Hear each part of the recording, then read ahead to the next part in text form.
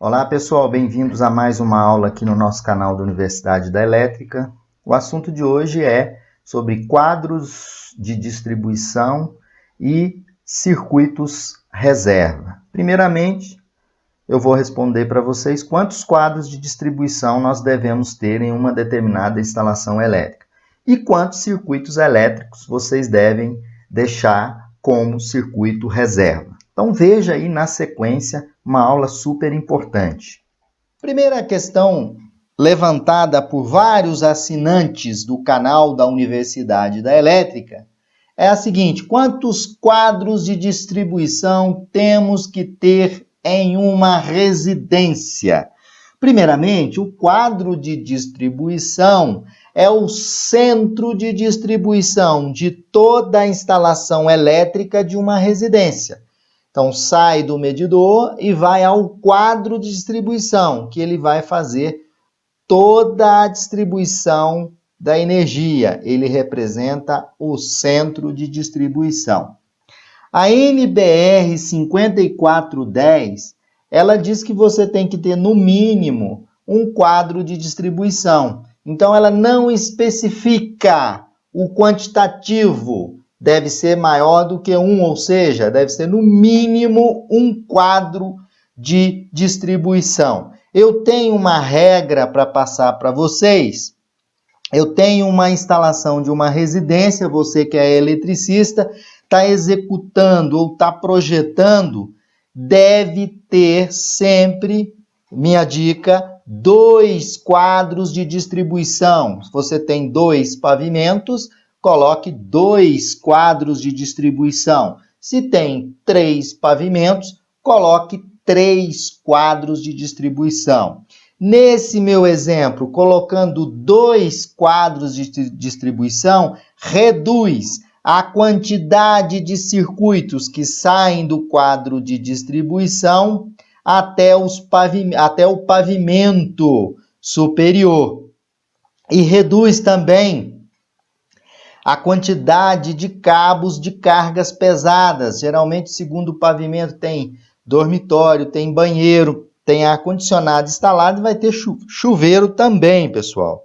Então, colocando 2 quadros de distribuição, esse circuito que sai do QD1 até o QD2 é um cabo único que vai alimentar aqui, nesse segundo quadro de distribuição, um segundo disjuntor geral para o segundo pavimento. Então, sugiro sempre, tem 2 pavimentos, 2 quadros de distribuição, 3 pavimentos, 3 quadros de distribuição. Vai reduzir o quantitativo de circuitos que sobem, né? Vai reduzir a quantidade, obviamente, de cabos, né? E reduzir o custo da sua instalação também. Então, quantos quadros de distribuição deve ter?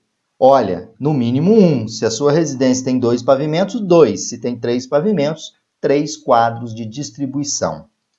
O segundo questionamento: quantos circuitos devemos ter? Quantos circuitos devemos ter no quadro de distribuição? Ou seja, quantos circuitos devemos deixar de reserva? Nos quadros de distribuição, a NBR 5410 diz que deve ser previsto espaço reserva para ampliações futuras. E esse espaço reserva é com base na quantidade de circuitos. Então, aqui tem na tabela 59 da NBR 5410 de 2004, tem aqui a quantidade de circuitos efetivamente disponível nesse quadro, o espaço mínimo destinado.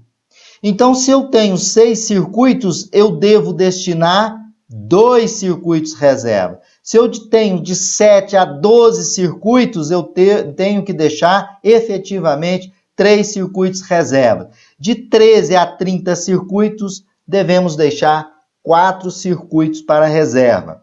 Maior do que 30 circuitos nesse quadro, 15% de circuitos devem ser destinados para reserva. Então, nesse exemplo aqui tem do lado, eu tenho efetivamente nesse circuito, nesse quadro de distribuição, eu tenho, aqui tem meus DPS, eu tenho 13 circuitos aqui. Como eu tenho 13 circuitos, se vocês olharem aqui embaixo, eu tenho 3 disjuntores aqui, olha, 1, 2, 3, que não estão energizados, ou seja, estão desligados, né? Então, eu teria que deixar, são 13 circuitos nesse quadro, teria que deixar 4 circuitos. Então, foi deixado aqui 1, 2, 3, né? 1, 2, 3 e aqui espaço para mais circuitos reserva. Então, é importante deixar sempre circuito reserva. Está aí a regrinha da NBR 5410. Uma nota aqui importante. A capacidade de reserva ela deve ser considerada no cálculo do alimentador do respectivo quadro de distribuição.